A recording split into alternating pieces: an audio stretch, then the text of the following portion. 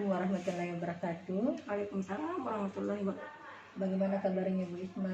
Alhamdulillah baik Bu. Alhamdulillah ya. Apa saja capaian Ibu selama 1 bulan ini? Selama 1 bulan ini Bu yang sudah berlalu, saya sudah memetakan sumber daya yang ada di sekolah. Bahkan saya sudah merancang beberapa program yang memanfaatkan pemetaan sumber daya atau aset yang ada di sekolah. Kemudian fokus pendampingan kita ini umumnya ini di Hasil Loka Karya 5 dan modul 3.1. Dan kita akan diskusi sebentar ini hasil pemetaan sumber daya, kemudian refleksi proses pembuatan peta sumber daya, kemudian refleksi capaian kompetensi di bulan kelima, dan pertama kita akan diskusi hasil pemetaan sumber daya. Oh iya. Bu Isma, apa yang Ibu sudah temukan ketika melakukan proses pemetaan sumber daya dan hal-hal menarik dan khusus yang ditemukan? Apa yang menarik yang kita temukan? Pada saat pemetaan sumber daya yang saya lakukan di sekolah, ada banyak hal yang saya temukan. Bahkan yang tidak pernah saya sangka bahwa apa yang ada di sekolah itu bisa menjadi yang bisa membantu dalam proses pembelajaran. Dan ternyata baru saya sadari juga setelah dilakukan pemetaan itu, ternyata ada banyak hal-hal yang berada di dekat kita yang ternyata bisa dimanfaatkan untuk perbaikan proses pembelajaran. Perubahan apa yang Ibu harapkan agar dapat terjadi di lingkungan sekolah Ibu setelah mengetahui sumber daya yang ada, dan bagaimana Ibu mewujudkan perubahan tersebut? Perubahan yang saya harapkan Bu dalam lingkungan sekolah ini adalah bagaimana bisa anak-anak lebih meningkat motivasi belajarnya. Dalam artian kemarin-kemarin setelah mengadakan pembelajaran proses-proses monoton, nah saya harap setelah dipetakan sumber daya itu atau aset yang ada di sekolah, artinya minat dan motivasi anak-anak bisa meningkat kembali dan memanfaatkan apa yang ada, begitu. Itu ya. Kemudian bagaimana Ibu akan menggunakan hasil pemetaan yang Ibu sudah dapatkan itu? Salah satu cara mungkin atau langkah yang paling besar peranannya dalam hal pemetaan itu adalah kreativitas guru. Jadi dengan adanya pemetaan itu, kita sudah temukan sumber daya, aset-aset yang ada di lingkungan sekitar kita yang dimiliki sekolah, ya tentu dengan kreativitas guru sendiri. Bagaimana caranya supaya mengelola sumber daya itu bisa dimanfaatkan untuk perbaikan pembelajaran. Dan berikutnya ini kita akan merefleksi proses pembuatan peta sumber daya. Ibu Isma, bagaimana prosesnya Ibu Isma dalam menemukan atau mengidentifikasi sumber daya yang ada di sekolah? Yang saya lakukan Bu pada saat pemetaan itu, saya fokus memperhatikan 7 aset atau modal gitu. Jadi setelah dipetakan dari aset manusia, siapa saja yang bisa menjadi pengaruh atau yang bisa membantu dalam proses pembelajaran, kemudian fisik yang ada di lingkungan, pendanaan atau finansial, sosial politik, lingkungan alam serta budaya dan agama. Jadi langkah yang saya lakukan pertama itu adalah memperhatikan itu tadi 7 modal pemetaan sehingga mudah untuk dipaparkan satu-satu. Apakah Ibu menemukan kendala? Alhamdulillah saya tidak ada kendala khusus Bu dalam hal itu karena tinggal dipetakan saja. Nah, bagaimana perasaan Ibu setelah berhasil mengidentifikasi sumber daya tersebut? Tentunya sangat bersyukur Bu ya, karena selama ini bahkan saya tidak menyadari bahwa ternyata ada banyak aset yang bisa saya manfaatkan. Jadi kalau ditanyakan perasaan sangat senang dan bersyukur setelah memetakan dan tahu banyak aset yang bisa digunakan. Apa pertimbangan Ibu dalam menentukan sumber daya sekolah? Yang saya pertimbangkan untuk menentukan sumber daya sekolah itu yang paling utama adalah memanfaatkannya Bu. Bagaimana bisa memanfaatkan kemudian menyingkronkan dengan materi yang akan saya ajarkan. Jadi saya mengajar membimbing anak-anak untuk melihat apa yang bisa digunakan sehingga kita berbasis kelebihan atau kekuatan. Jadi bukan yang negatif atau kekurangan yang kita lihat. Apakah terdapat hal yang dapat dijadikan sumber daya sekolah yang belum Ibu temukan dalam proses yang sudah berlangsung? Sebenarnya ada Bu yang memang bisa digunakan aset, tetapi belum saya lihat itu seperti untuk aset finansial Ya, kita kan sekolah boarding, berarti dalam hal ini saya harap bisa ada bantuan dari sumbangsi orang tua siswa. Tapi kan kita juga belum pernah melihat itu. Jadi memang kalau ditanyakan ada hal yang bisa dijadikan sumber daya itu sebenarnya bisa ada sejenis sumbangsi dari orang tua atau kerjasama orang tua, dan itu belum saya lihat dalam proses sekarang ini saat ini. Nah, berikutnya ini kita akan berdiskusi mengenai refleksi proses pengambilan keputusan. Iya. Ibu Isma, berdasarkan hasil pemetaan yang Ibu lakukan, bagaimana hal tersebut mempengaruhi proses pengambilan keputusan yang Ibu sudah ambil? Iya, Bu. Untuk proses pengambilan keputusan yang selama ini sudah saya lakukan, dalam hal ini tentu tidak semerta-merta saya menentukan sendiri, dalam artian perlu pertimbangan dari kepala sekolah sebagai pimpinan.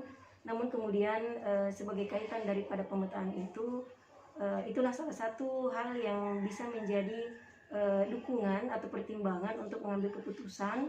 Artinya dalam pengambilan keputusan itu kita senantiasa berbasis kekuatan. Maka dari itu sebelum mengambil keputusan, dilihat daripada aset yang ada yang sudah saya petakan.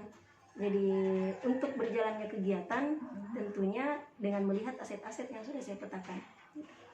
Apa hal yang menurut Ibu masih perlu kembangkan atau perlu dievaluasi?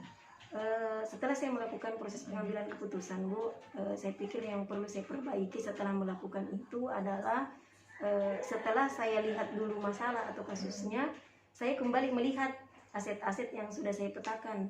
Nah, ketika mungkin ada yang terkadang ada aset namun kemudian tidak mempengaruhi daripada keputusan yang saya ambil, saya kembali melihat dan memetakan daripada 7 modal itu. Gitu. Kemudian apa hal yang menurut Ibu mendukung keberhasilan dari keputusan yang Ibu ambil? Menurut saya yang paling mendukung daripada keputusan itu, selain daripada kebijakan kepala sekolah, yang tentunya adalah aset-aset atau modal itu yang berkenaan dengan pengambilan keputusan. Karena selama ini kalau ada kasus pesimis aja, Bu, tapi setelah dilihat aset dan ternyata ada yang bisa menyelesaikan kasus dengan apa yang ada di lingkungan kita, akhirnya bisa terselesaikan dengan baik. Ibu Isma, adakah pengalaman yang terjadi baik dalam waktu dekat ataupun sebelum mengikuti guru penggerak yang mencerminkan dilema etika, baik itu terkait murid maupun rekan sejawat Ibu? Iya, pernah, Bu, ketika menghadapi salah satu murid. Nah, murid ini kalau aturan di sekolah kita dia sudah melebihi daripada batas poin untuk dikeluarkan. Nah, namun kemudian setelah dilihat bahwa anak ini ternyata berasal daripada keluarga yang kurang mampu dan sangat sulit bagi mereka untuk melanjutkan pendidikan ketika dikeluarkan, dan akhirnya kami diskusikan bersama kepala sekolah dengan berbagai pertimbangan, cara pengambilan keputusan, dan akhirnya alhamdulillah anak itu bisa tamat dengan label sekolah ini dan sekarang dia lulus di perguruan tinggi yang ternama juga. Alhamdulillah, Bu, ya. Kemudian menurut Ibu, apakah proses pengambilan keputusan dilakukan sudah sesuai dengan prinsip dan langkah yang modul yang Ibu sudah pelajari, modul 3.1? Kebetulan, Bu, kasus yang saya sudah gambarkan tadi itu sebelum saya masuk di guru penggerak. Nah, setelah saya masuk di guru penggerak mengetahui beberapa materi, saya kembalikan, ternyata kasus yang kemarin itu memang sesuai dengan cara pengambilan keputusan, memperhatikan beberapa prinsip ya yang sudah dipelajari di modul 3.1 kalau tidak salah. Jadi menurut saya apa yang dilakukan, karena memang di situ ada kepala sekolah, ada beberapa teman sejawat, sesuai dengan proses pengambilan keputusan pada modul itu. Apa hal yang menurut Ibu perlu dikembangkan atau perlu dievaluasi dari proses pengambilan keputusan tersebut? Kalau menurut saya, Bu, melihat ya yang dari kasus yang sudah ceritakan tadi, meskipun sudah sesuai dengan apa yang sudah dipelajari di modul 3.1, namun menurut saya masih ada yang perlu dievaluasi. Salah satunya saya temukan setelah melakukan dan menjalani pendidikan ini, untuk pengambilan keputusan itu sebenarnya dia tidak mesti satu langkah, namun kemudian perlu beberapa pertimbangan. Kan ada 9 langkah pengambilan keputusan. Nah, dia benar di ending terakhirnya, tapi ada beberapa hal yang tidak diurutkan berdasarkan itunya, tapi memang dia sudah sesuai Bu dengan modul 3.1. Namun yang perlu dievaluasi kembali itu tadi, seperti apa, ada publikasi ya, saya lihat ada publikasi, siapkah kasus ini dipublikasikan, dan siapkah ketika kita mengambil keputusan untuk dilihat oleh orang banyak. Nah, itu yang masih perlu diperbaiki kalau menurut saya. Berikutnya ini kita akan merefleksi pencapaian kompetensi bulan kelima berdasarkan lembar pengecekan mandiri kompetensi pada Lokakarya 5 Ibu Isma. Apa saja pencapaian Ibu pada pembelajaran bulan ini? Ini setelah mengikuti Lokakarya 5 Bu ya, pencapaian yang sudah saya lakukan, alhamdulillah saya telah melakukan pengembangan diri dan orang lain. Dalam jangka waktu 1 bulan ini, alhamdulillah saya sudah melaksanakan sejenis pelatihan, dan saya sudah menjadi pemateri 2 kali dalam 2 kegiatan yang berbeda, dari forum MGMP dan lingkup teman sejawat di sekolah. Alhamdulillah Ibu ya, berarti Ibu sudah sesuai dengan rencana Ibu Ya, pernah buat di betul. Lokakarya 5 untuk mengembangkan diri dan orang lain. Ya, Apalagi sudah dua pemateri, jadi ya, sudah menjadi pemateri, alhamdulillah berarti Ibu hebat gitu. Hebat berarti ya. Apakah terdapat tantangan dan kesulitan selama proses pembelajaran, dan bagaimana Ibu menanggapi tantangan dan kesulitan tersebut? ya ada Bu, yang namanya tantangan tetap ada, termasuk yang saya sudah sampaikan sebelumnya bahwa memang sebuah kesulitan ketika ingin menggunakan komunitas praktisi, namun kemudian masih ada di antara mereka yang menganggap itu tidak penting. Nah, termasuk pada saat saya mengadakan sebuah pelatihan di sini kan ada kayak pembelajaran berbasis video. Nah, sangat sulit untuk mengumpulkan teman-teman yang ingin belajar untuk bergabung.